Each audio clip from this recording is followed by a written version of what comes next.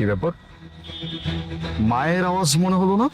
মা মা কোত্থেকে আসবে আলিফ? মা দেখতে দাও।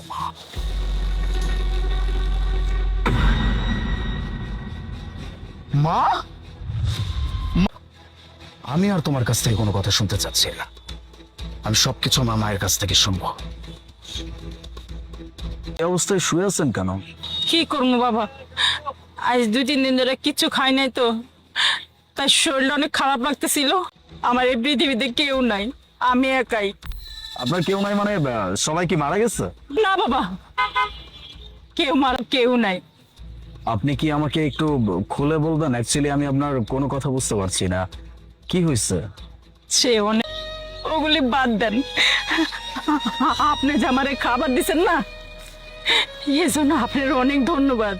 ভালো লাগবে, আপনি আমাকে সবকিছু বলতে পারেন। কি বলবো বাবা, আপনারে কি বলবো?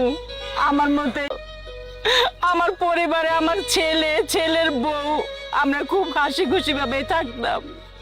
আমার তখন আমার ছেলে মা বলতে পাগল, মা ছাড়া কিচ্ছু বুঝতো তো। মা, ছেলে, ছেলের বউ নিয়ে খুব ভালো একটা পরিবার ছিল। মাঝখানে সামান্য একটু আমার ছেলে একদিন অফিস থেকে আয়সা করতেছে কি, মা আমি না অফিসের কাজে বাইরে, এই যে আমার এই 4 আঙ্গুল কপালে না সুখ সইল না।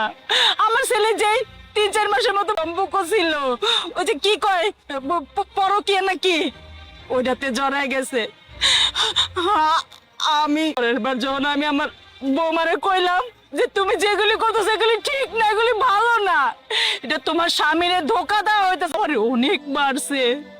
3-4 দিন আমারে খাইতে দেয় নাই, কিন্তু আমি কি করবো, আমি বয়স্ক মানে পর্যন্ত আইছি।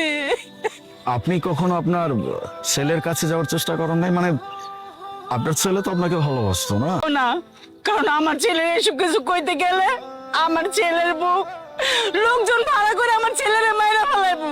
আরে আমি জানি আমার ছেলে একদিন না একদিন ঠিকই আমারে খুঁজে বাইর করব।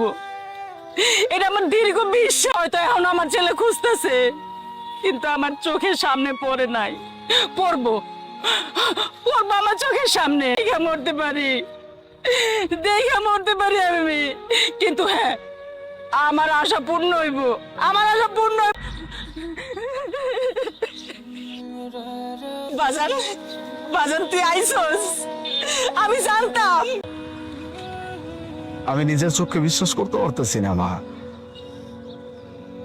আমার মায়ের এরকম হাল, এটা উল্টো যখন আমি বিদেশ থেকে আসছি তখন আমাকে কি বলা হয়েছে জানো?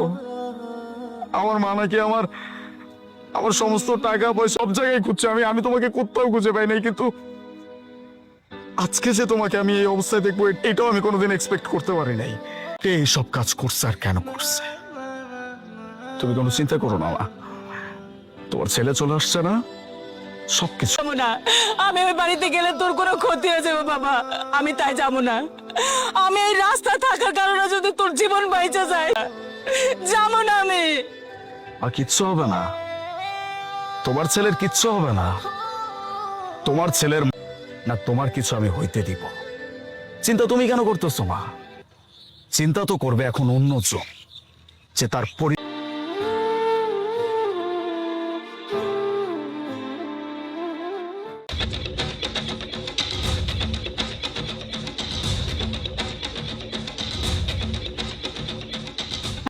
ভাইজান, ভাইজান হয়েছে কি, আমার কাছে এখন টাকা নাই বুঝছেন। ওই যে আমি যে বাড়িগুলোতে কাম করতাম হেরা কাম। এই আমার কি তোর বেকার মনে হয় রে? তোকে এই বাসা ভাড়া নেওয়ার লাগে আমি আর কতবার আমি এটা কত আইতে আইতে তো আমার জোতার তলা খয় করে লাইছি। আমি তোকে বাসা ভাড়ার লাগে হেরে ওষুধ খাওয়ায় ঘুম পাড়াই দিছি, ভিতরে ঘুমায়। এখন যদি আপনি চিল্লা চিল্লি করেন আমার জামে জায়গায় গেলে হে কষ্ট হইব। আমি তো আপনারা কইলাম আপনি 2টা এখন কইতে অসুস্থ। আচ্ছা ঠিক আছে, তোর জামাই লাগবো না, চল তোর নিয়ে ভাড়াও শুরু করবো। ভাই ছাড়েন ভাইজান, আপনার আমি কইতেছি কালি কি কথা যাইতাছে। আমার জামাই অসুস্থ, কামে যেতে পারে না আজকে 2 দিন যাবত। আমি তো কইছি 2টা দিন সময় দেন, আমি 2টা দিনের মধ্যে যে আপনার টাকা জোগাড় করে আপনার ভাড়া দিয়ে দিব। ইয়ার না করস তাহলে তোকে 2 জামাই বলে যে কি করবো, ঘরের মাল সামানা সব রেখা ঘাড় ধাক্কা দিয়ে এলাকা থেকে তাড়াই দেবো। কার কর রে মুখ আপু প্লিজ এভাবে কান্না করবেন না, আল্লাহর উপর ভরসা রাখেন, আল্লাহই তো সবসময় পাশে থাকে মানুষের। প্লিজ একটু আমার স্বামীও কাম করতো, কিন্তু হঠাৎ করে আমার স্বামী অসুস্থ হয়ে পড়ছে, এ আর কামে যেতে পারে না। এখন আমি যে এবার আমির জন্য যে একটু ওষুধপত্র কিনে আনবো, একটু খাওয়াবো, এটা আর পর্যন্ত আমার নাই যে আমি একটু স্বামীর সুস্থ করে তোলো। এর মধ্যে এই যে আমাকে বাড়ির আমি যদি আপনাদের কাজের ব্যবস্থা করে দিই তাহলে? ভাইজান, আমি তো মূর্খ মানুষ, আমি তো লেখাপড়া করি নাই, আমি তো কোনো কাম কাজ করতে। আছে, সেখানে আমি আপনাকে কাজের ব্যবস্থা করে দিতে পারি। কি কইলেন?